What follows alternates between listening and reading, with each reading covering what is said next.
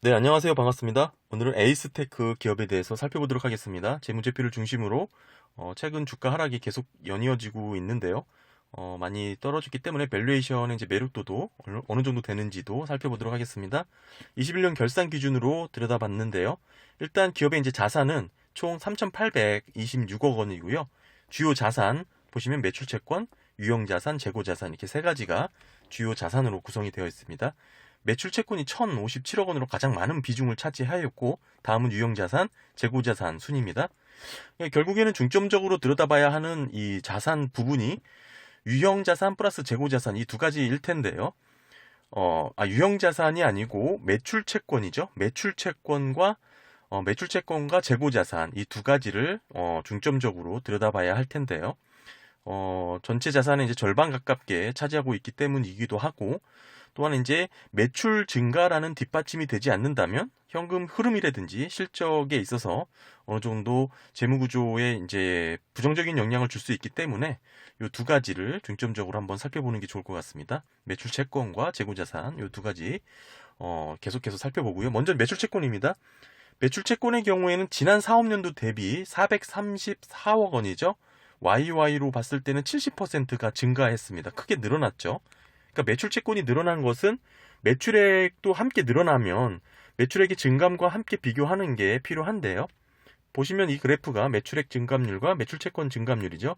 21년 기준으로 볼 때 매출액 증가율은 10%죠. 하지만 매출 채권은 70%나 증가했다라는 것입니다. 이 간극이 더 커졌다라는 뜻이죠. 결국에는 매출액이 늘면서 자연스럽게 매출 채권이 늘어나는 모습이 아니라는 것입니다. 2020년도까지는 어느 정도 주기적으로 사이클이 반복되는 패턴이 유사하게 비슷하게 나타났지만 21년 들어서 그 일정한 패턴이 조금 벗어난 모습을 보이고 있고요. 현재 기업의 이제 매출은 일정한 수준 또는 미비하게 증가한 수준인데 그에 반해서 매출 채권의 증가가 두드러지게 급격하게 늘어났다 이렇게 이해할 수 있는 부분이죠. 다소 우려스러운 포인트가 될 수 있는 부분이고요. 쉽게 말씀드리면 매출 채권이 좀 쌓이고 있다 그런 형국이다라고 이해할 수 있습니다. 22년 매출 채권 비중이 올해죠. 감소하는 모습을 이제 나타내지 않는다면, 분기 보고서마다 이렇게 매출 채권이 좀 줄어드는 모습이 나타나지 않는다면, 혹은 매출액이 매출 채권보다 급격하게 늘어나는 이런 상향되는 모습이 나타나지 않는다면, 우려스러운 부분이 될 수 있기 때문에, 대손 충당금 설정 여부라든지 금액, 비중을 잘 체크하면서 대응하는 게 필요하다고 봅니다. 일단 대손 충당금이 이제 설정되기 전에 선행해서 투자자가 확인할 수 있는 부분이 제가 말씀드렸던 이 그래프인데요. 이 간극이 벌어졌다면 어느 정도 대손 충당금 설정 여부를 들여다보면서 미리 대응할 수 있다라는 그런 이해를 할 수 있습니다. 더불어서 이제 매출 채권에 대해서 회전율도 한번 살펴보면 좋겠죠. 21년 기준으로 2.7 이게 나왔고요. 이거를 회수 기간으로 계산을 해보면 131일이 소요되는 것으로 계산이 되었습니다. 일반적으로는 매출채권 회전율이 3회 이하는 어느 정도 지금 매출채권 회전율 3 이하는 어느 정도 부담이 있는 것으로 평가를 하는데요. 2019년도부터 보시면 매출채권 회전율이 계속해서 낮아지고 있습니다. 다소 부정적인 부분이라고 볼 수 있고요. 더불어서 재고자산도 살펴보겠습니다. 재고자산의 비중이 제법 되었죠. 재고자산 회전율 보시면 21년 11.8회로 상당히 낮은 수치라고 볼 수 있습니다. 평균이 4회 이하는 재고자산 관리에 어느 정도 불량하다고 평가를 할 수 있는데요. 물론 기업인 특성이라든지 업황을 절대치로 비교하면 안 되고 반영해서 좀 들여다보셔야 됨에도 불구하고 분명한 것은 1.8회라는 것은 상당히 낮은 수치라는 것이고요. 게다가 지난 3, 4, 5년도 꾸준하게 낮아지고 있다는 점은 재고자산 관리에 있어서 어느 정도 부담을 갖고 있다라고 보실 수 있습니다. 21년 기준 재고자산 평가 손실 충당금도 지금 133억 원 인식했죠. 결국에는 775억 원의 재고자산이 인식이 되었으니까 재고자산 평가 손실 충당금이 비율로 보면은 20년에는 20%, 21년 14% 수준으로 지금 잡히고 있는 겁니다. 결국 재고자산 중에 가치가 없는 비율이라고도 볼 수 있는 건데요. 적지 않은 수준이다, 비중이다 이렇게 이해할 수 있습니다. 에이스테크 부채 한번 살펴보면 총 3,123억 원입니다. 주요 부채로는 장단기 차입금 이렇게 위주로 구성이 되었는데요. 전체 부채 중에 69%죠. 대부분의 부채가 장단기 차입금입니다. 세부 내용 살펴보면 일반 금융 차입이죠. 은행권에서 빌린 차입이고요. 기타 이제 일반 회사채죠. 그 다음에 CB, BW, 전환사채, 신주유수권 부사채 이렇게 구성이 되었습니다. 21년 결산 기준으로 볼 때 전환사채 전환 가능 주식수는 410만 주고요. 여기에 보고서 발표 이후, 즉 22년 1월 28일 날 44회 전환사채의 시가 하락에 따른 전환가 조정이 되어서 전환 가능 주식수가 늘었습니다. 지금 178천 몇몇 주로 좀 변경이 되었는데요. 112주로 변경이 되었죠. 따라서 최종적으로 전환사채로 인해 전환 가능할 수 있는 주식수는 412만 주가 됩니다. 일단 이렇게 넘어가고 이 44회 전환사채 발행 내역 좀 살펴보면 전환 12 리피싱 조항입니다. 발췌를 해왔는데요. 최저 조정가액이 14,636원이죠. 이로 인해 전환 가능 주식수는 170만 8,112주입니다. 따라서 현재 지금 44회 차는 시가 하락에 따른 최저 조정가액으로 이미 조정이 완료되었기 때문에 주가가 더 떨어지더라도 전환가액 조정은 일어나지 않습니다. 시가 하락에 따른 전환가액 조정은 일어나지 않는다는 것이죠. 물론 유상증자를 한다든지 무상증자를 한다든지 기타 등등 시가를 하회해서 발행하는 주식수가 늘어나는 경우에는 당연히 전환이 또 되고요. 지금 말씀드리는 것은 이 시가 하락, 주가 하락 결국 리피싱 조건만 말씀을 드리는 겁니다. 결국 이제 BW 신주유수권 부사세도 있었죠. 전환 가능 주식수가 178천 주입니다. 일단 자본 먼저 살펴보겠습니다. 기업의 자본은 총 702억 원이고요. 이 중 주식 발행 초과금이 569억 원이었고 81%를 차지하고 있죠. 게다가 이제 기업은 손실이 지속되어서 결손금이 누적되고 있습니다. 21년 기준 마이너스 171억 원 잡혔고요. 물론 지난 사업년도 대비 결손금의 폭이 감소했습니다. 그럼에도 아직 이 결손금이 흑자 전환되어서 이익 이경급으로 잡힌 게 아니고 아직까지 결손금이 누적된 상태라는 점은 부정적이고, 더 나아가서 이 결손금이 줄어든 원인이 더 좀 살펴보는 게 의미가 있는데요. 지금 결손금이 감소한 이유가 보시는 것처럼 영업 실적 개선으로 인해서 향상된 것이 아니고요. 주식 발행 초과금이 결손 보전금으로 사용이 돼서 1,184억 원 이렇게 차감된 거 확인하실 수 있죠. 결국 위에 그래프에서 보시게 되면 주식 발행 초과금 1,517억 원에서 569억 원으로 감소한 원인이 이렇게 지금 결손금 보전으로 사용된 이런 부분을 확인할 수 있습니다. 결국에는 영업 실적이 개선돼서 결손금이 줄어든 게 아니라는 뜻이죠. 결국 자본 내에서 자본 항목 내에서 이동이 있었는데요. 영업 실적이 좋아져서 증가된 부분이 아니고 주식 발행 초과금의 결손 차감이다. 결국 부정적이라고 볼 수가 있는 부분이고, 이 주식 발행 초과금은 주식을 팔아서 자금을 조달할 때 자본이 늘어나는 부분입니다. 결국 이 부분을 통해서 결손금을 보전했다라는 점 자체가 아직은 기업의 이제 실질적인 수익성 개선으로 해석하기에는 다소 어렵다, 이렇게 해석이 되고요. 이런 식의 이제 결손금 감소 추이는 큰 의미를 두지 않는 게 좋습니다. 더욱이 지금 현재 기업은 CB, RCPS, CPS 등 다양한 지금 자금 조달 전략을 쓰고 있는데요. 지금 이렇게 기업이 쓰고 있는 자금 전략 조달 측면이 있어서는 상당히 불리한 측면이 있죠. 주식을 발행하면서 타인 자본을 조달하고 있는 방식이기 때문에 그렇게 기업의 이제 영업 가치에 있어서 다소 불리한 부분이 있습니다. 기업 실적 보시면 2020년 코로나 영향을 제대로 받아 매출액이 크게 감소한 모습 확인할 수가 있고요. 다만 21년 빠르게 예전 수준으로 회복하지 못한 그런 모습을 나타내고 있습니다. 물론 지난 사업년도 대비 약 10%의 성장률을 보이고 있긴 하지만 지난 사업년도 대비 충분히 지지난 사업년도죠. 정상화된 그런 모습을 아직은 보여주고 있지 않습니다. 수익률이 매우 저조한데요. 2018년, 2019년도 매출액이 피크를 찍었을 당시의 영업이익률이 고작 3%입니다. 지금 순이익률은 0%를 조금 상회하는 것으로 나타났고요. 지금 보시게 되면 이 수익률 자체가 2018, 2019년도 피크아웃을 하고 있는 모습인데 지금 대부분은 0%라든지 마이너스 역성장을 하는 그런 수익률을 보이고 있습니다. 지금 위에 매출액 그래프와 비교를 해보시면 기업은 매출액이 3,500억 원을 상회해야 겨우 영업이익률 0%대를 기록하는 그런 아주 영업 레버리지를 제대로 활용하지 못하는 그런 기업의 전형적인 모습이라고 볼 수 있을 것 같고요. 일단은 벌어들인 만큼 수익으로 남지 못하는 그런 기업의 이제 영업이익률을 보이고 있습니다. 다소 부정적인 모습이죠. 최근 3, 4, 5년도 기업의 이제 현금 흐름 추이인데요.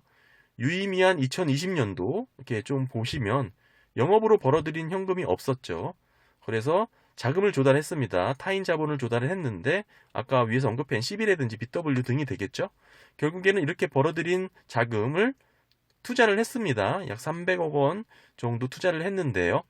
어디에 투자를 했는지 뭐 주식을 팔면서까지 자금을 조달해서 뭐 어디에 투자를 했는지를 살펴보는 게 의미가 있겠죠. 결국 2020년 이 300억 원 수준의 투자활동 현금 흐름 세부 내역 보시게 되면 가장 큰 비중을 차지하는 건 기타 금융자산입니다. 뭐 취득, 결국 투자가 되겠죠. 약 2,600억 원을 지출했지만 하지만 기타 금융자산 처분도 하면서 현금 유입이 2,601억 원 잡혔습니다. 따라서 순거래는 약 60억 원 규모고 현금이 이제 지출, 투자한 것으로 나타났습니다. 결국에는 60억 원 정도 현금이 이제 지출된 것이고요. 기업의 이제 규모에 비해 사실 적지 않은 금액이긴 하지만 이 기타 금융자산 뭐 어디에서 이렇게 많은 자금이 오고 가는지를 살피는 게 의미가 있을 것 같습니다. 지금 대부분 기업이 이제 투자하고 있는 막대한 자금 중에 하나인데 이 기타 금융자산 세부 내역 보시게 되면 전체적으로 그렇게 긍정적인 세부 내역은 아니죠. 뭐 특관인을 비롯해서 돈을 빌려주고 뭐 못 받고 하면서 대손 충당금이 쌓이고 있는 그런 모습이고요. 지금 미수금도 있고요. 뭐 지금 뭐 대여금도 있고 네 그렇습니다. 뭐 일단 현금 흐름에서도 60억 원 가량 더 투자 지출된 것으로 확인되고 있으니까요. 뭐 이런 모습이라면 기업이 사실 돈이 쌓여 있는 것도 아니고 뭐 부족한 가운데 이렇게 미수금이 많이 좀 거래가 되고 있고 뭐 물론 지금 뭐 보증금이라든지 뭐 단기 금융 상품으로 지출된 부분도 있지만 결국 이 단기 금융 상품도 담보로 잡혀 있어서 현실적으로는 이렇게 현금이 이렇게 묶여 있다라고 볼 수가 있는 것이죠. 타 계정으로 잡힌 부분이라고도 볼 수가 있고요. 아무튼 지금 지속적으로 현금이 지출된다라는 것 자체가 뭐 다소 부정적이라고 볼 수 있을 것 같습니다. 결국엔 위에서 보시면 243억 원 규모의 유형자산 취득이 대부분의 투자 지출 내용으로 볼 수가 있는데요. 지난 사업년도 무형자산을 포함한 기업의 이제 카펙스 지출과 감가상각비를 비교해봤습니다. 보시면 2019년도, 2020년도를 제외하고는 사실 대부분의 감가상각비와 유사한 수준에서 카펙스 지출이 이뤄졌다는 거 확인하실 수 있습니다. 사실 이 두 개 사업년도를 제외하면 기업의 이제 감가상각비와 카펙스 지출이 비슷한 수준에서 이뤄졌다는 것을 할 수가 있고요. 결국에는 캐파 생산량 확대를 위한 신규 시설, 즉 과감한 뭐 신규 시설 투자에 의한 카펙스 지출이 아니라는 의미죠. 현재 수준을 유지하기 위한 시설 재투자 수준의 소극적인 지출이라는 것을 카펙스 지출이라는 것을 알 수 있습니다. 결국 지금 수준의 매출액을 소화하기 위해 불가피하게 공장을 유지 또는 관리해야 하는 비용의 성격으로 이해할 수 있고요. 막대한 자금이죠. 기업의 이제 카펙스 지출이 많았는데 이렇게 꾸준히 투자해 가면서까지 결국에는 수익률이 낮은 제품을 생산하고 그 과정에 재고재산이 쌓이고 있고 매출 관리까지 다소 부정적인 내용이 좀 많은 재무제표를 보이고 있습니다. 지금 다만 이제 2019년, 2020년도 이렇게 제법 간극이 벌어진 게 이유를 좀 살펴보면 뭐 좀 좋을 것 같은데요. 보시게 되면 세부 내용 보시게 되면 유형자산이 늘어난 부분도 사실은 뭐 신규 시설 투자가 늘어났다고 보기보다는 투자 부동산과의 타계정 대체로도 볼 수가 있기 때문에 그 외에 이제 무형자산 증가폭도 있고요. 따라서 기업의 이제 생산 캐파 능력 증대를 위한 시설 캐펙스 투자만으로 보기에는 어렵다. 이렇게 말씀을 드릴 수 있을 것 같고요. 네, 일단 기업의 이제 희석 주식수까지 좀 살펴보겠습니다. 기업은 이제 477만 7,185주의 종류주가 있는데요. 일단 전환 우선주죠. 3,33, 5,113주가 있고요. 그다음에 이제 전환 상환 우선주 RCPS가 또 있네요. 1,44, 2,02주가 있고요. 총 4,777,185주가 지금 결국에는 이 종류주가 되겠고요. 나중에 보통주로 전환이 가능합니다. 따라서 이제 게다가 이제 또 여기 스톡 옵션 주식 매수 선택권도 있는데요. 총 미행사 수량은 281,500주입니다. 하지만 직원들에게 부여된 스톡 옵션 내역 보시면 행사 가격이 15,000원을 넘기 때문에 현재 주가보다 높죠. 그래서 이 부분은 희석 주식수에서 제외하는 게 좋을 것 같고요. 그렇게 에이스테크 희석 주식수를 보통주, 종류주, 12, BW, 스톡 옵션까지 합산하게 되면 5,437만 8,786주가 되고요. 뭐 지금까지 살펴봤지만 기업 같은 경우는 12BW가 이제 다소 있었음에도 특히 이제 시가 하락에 따른 리피싱 조항이 있었죠. 그럼에도 불구하고 내재 상품 가치로 파생 상품 부채를 인식하고 있지 않다라는 게 좀 의아합니다. 결국에는 파생 상품 평가 손실이 또는 이익이 잡혀서 뭐 어느 정도 단기 순이익에 영향을 줘야 되는 거라고 지금 보는 게 합당한데요. 그렇지 않다라는 점이 지금 보이고요. 물론 이건 기업들마다 판단이 다를 수 있기 때문에 일단 여기서는 이 정도 하고 넘어가겠습니다. 계속해서 살펴보시면 일단은 지난 종가가 11,250원이었죠. 따라서 희석 주식수 곱하기 종가 하시면 6,117억 원의 이제 시총을 보이고 있습니다. 22년 컨센서스 순이익이 163억 원으로 추정했으니까요. 어느 정도 22년 들어서 실적이 턴어라운드 된다고 예상하고 있는 것 같습니다. 국내 5G 투자 수혜 가능성을 높게 예상한 것 같고요. 매출액도 3,200억 원을 상회하는 것으로 컨센서스가 예측하고 있습니다. 뭐 이렇게 좋아진 실적으로 12개월 포워드 PR로 기업의 밸류에이션을 살펴보면 37.5배가 나옵니다. 기업의 이제 에이스테크 유사 경쟁 기업으로는 KMW, 서진시스템, RFHIC, 이노와이어리스 등이 있는데요. 뭐 KMW 같은 경우 12개월 포워드 PR이 55배를 받고 있으면서 독보적인 평가를 관심을 받고 있고요. 그 외에 이제 에이스테크와 뭐 이런 KMW의 이제 경쟁 우위를 살펴보면 적정 멀티플이 어느 정도인지 뭐 의미가 있게 확인될 수 있을 것 같습니다. 중요한 건 지금 에이스테크가 주가가 오랫동안 하락세를 면치 못했는데요. 그럼에도 아직까지 PER 37배를 받고 있다는 게 놀랍습니다. 상당히 높다라는 의미고요. 꾸준히 주가가 하락했음에도 여전히 밸류에이션 매력도가 그렇게 높지 않다라고 저는 생각합니다. 물론 가격의 적정성만 놓고 본다면 서진 시스템이라든지 RFHIC, 이노와이어리스 기업들보다는 비싼 것으로 나왔지만 뭐 가장 사업 영역이 유사하다고 볼 수 있는 KMW와 비교를 해보는 게 정확하다고 뭐 보여지고요. 뭐 종합적으로 이제 전반적으로 좀 말씀을 드리면 기업의 이제 자산 구성이라든지 자산 구성의 세부 내역 또는 실적 또 수익률 지난 사업연도의 수익률 또 성과라든지 성과의 성격 또한 자금 조달 방식 또는 그 자금을 조달한 방식의 활용도 측면에서 본다면 기업의 이제 재무제표를 통한 기업의 분석으로는 높은 점수를 주기에는 다소 어렵다고 보여집니다. 뭐 개인적으로는 매우 부정적인 모습도 많이 보였고요. 다만 기업이 속한 이 업황은 사업 영역 자체가 RF 부품이라든지 라디오 시스템, 뭐 기지국, 안테나 등 무선 통신 사업이기 때문에 다소 이제 5G 등 관심을 갖게 되면 성장세를 또 빠르게 회복할 수 있을 것으로 예상은 합니다만 타 경쟁 유사 기업 대비 뭐 경쟁 우위를 보이는 기업 재무 상태를 보기에는 다소 어려웠습니다. 이렇게 정리를 할 수 있을 것 같고요. 오늘 간단하게 에이스테크 기업에 대해서 살펴봤고요. 기업이 궁금하신 분들에게 다소 도움이 되셨길 바랍니다. 감사합니다.